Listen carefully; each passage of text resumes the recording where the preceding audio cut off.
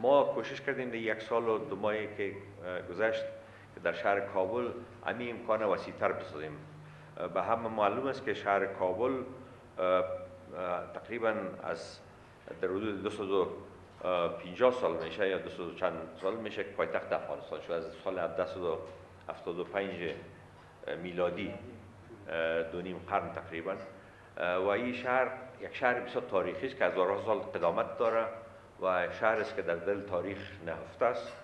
اما نسبت و فرازهایی که در این شهر با این شهر روبرو بوده او را یک طرف میگذاریم. اما متاسفانه 20 سال اخیر از این شهر اگر ما مطالعه میکنیم یک شهر است که در حالت دفاعی قرار داره از هر نگاه، از نگاه فرهنگی، از نگاه انکشاف شهری، از نگاه عرضه خدمات، از نگاه فرهنگ شهری و ضعف همکاری همشهری و ادارات شهری و از نگاه پلانگذاری و هجوم که سبب غصب، سبب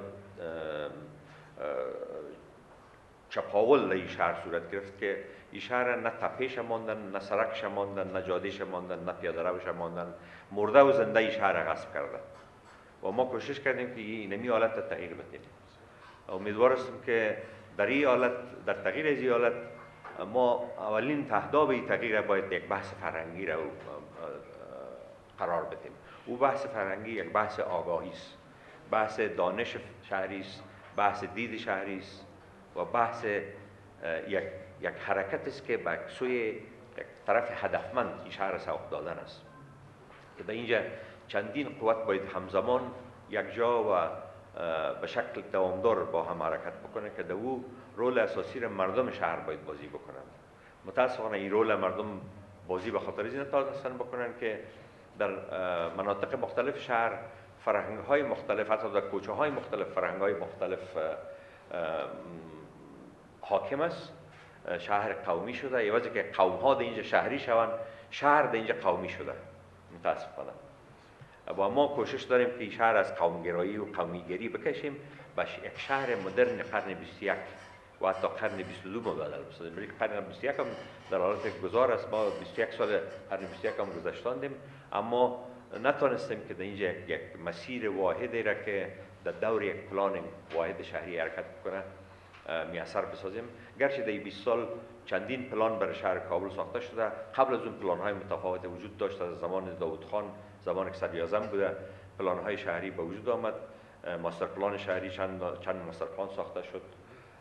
اما اون ماستر پلان‌ها یکی پای دیگه به خاطر از اینکه محوریت مرکزی داشت، محوریت حاکمانه داشت و در این زمان جنگ‌های متمادی او را صدمه زد، نتوانستیم که پلان‌ها را به صورت درست تطبیق بکنیم.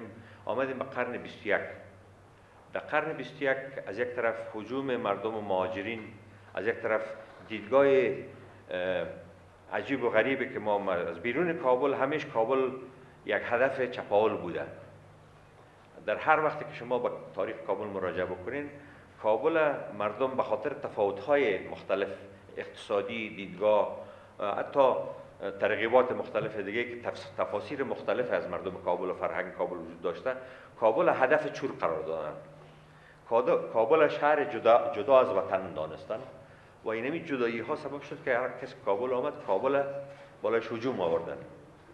امروز همه این پلان های شهری که ما نتونستیم اون را درست تطبیق بکنیم، چندین پلان پای در پای، یک علتش بوده که شهر کابل قبل از اینکه پلان ساخته شود انکشاف غیر پلانی کرده. 75% شهر کابل غیر پلانی انکشاف کرده در این 20 سال و این غیر پلانی بودنش هم صدمه اساسیش مردمه که امور غیر پلانی انکشاف دادن. اونا میگن کمترین خدمات در جاهای غیر پلانی میسر است، کوچه های تنگ، امکانات محدود، عدم دسترسی کسانی که خدمات عرضه میکنن به مردم و عدم دسترسی مردم به محصولات خدماتی.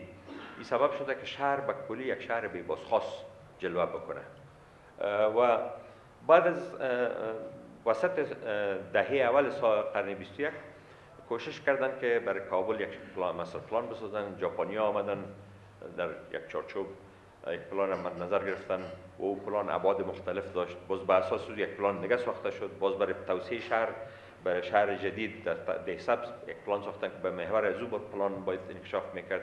بعد از او باز امو پلان ها را هم گرفتن، یک کمپانی دیگه آمد، یک کمپانی امریکایی، یک پلان دیگه که به نام چارچوب طراحی شهری یاد میشه که فعلا برای اجراست این ساخته شد که گاهی رو به نام پلان ساساکی هم یاد میکنن. و اون کمپانی که ساخته ساساکی نام داره.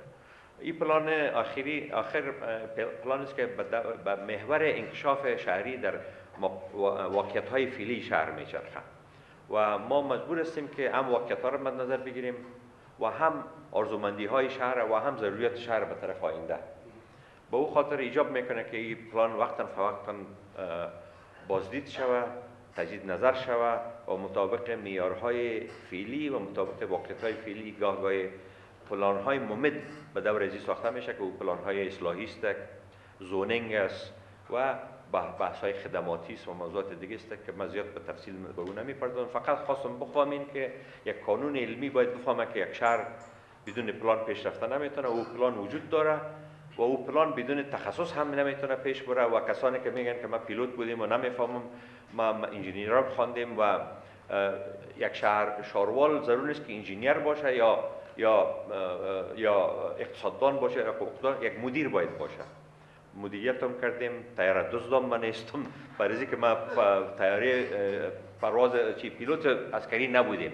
اینجا توی کسایی که کلککایشان بازی میکنه اینا بسیار با آسانی تاپه میزنن و خوب است در این قانون یاد شود که ما پیلوت عسکری نبودیم، پانزه انجینی کابل خواندیم، در امریکا درس خواندیم، مدیریت خواندیم و حال مدیریت میکنیم و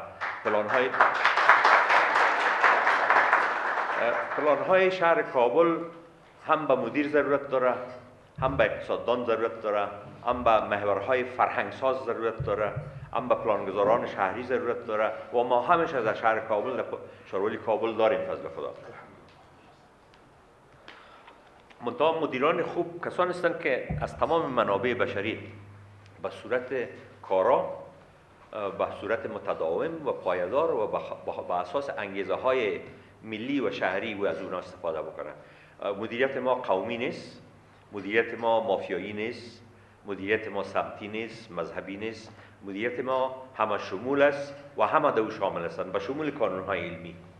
و ما خوشحال هستم که در پانتون کاروانی صحبت میکنم که زمانی که شما نصاب‌های درسیتان عیار میکنین خوب است که با هم یک گفتمان دوامدار داشته باشیم که در بخش پلانگذاری شهری، در بخش مدیریت شهری، در بخش ازدیاد عواید شهری تمام منابعی که شما دارین بر اساس واقعیت‌های مملکت باید اونا تنظیم شوند، نصاب‌های درسی شما به اون شکل عیار شود و ما خوش هستیم که در اون مورد همراه شما همکار باشیم که هم از نصاب‌های درسی شما یک دید عملی از او، برداشت عملی از او به نفع مملکت و به نفع شهر از او استفاده شود و هم ما بتانیم در تنظیم نصاب شما نظریات خود بگنجانیم که بتانیم واقعیت‌گرا عمل بکنیم و اساس حقایق عمل بکنیم. در بخش خدمات هم دو سه نقطه را عرض میکنیم، باز میکنیم بحثا.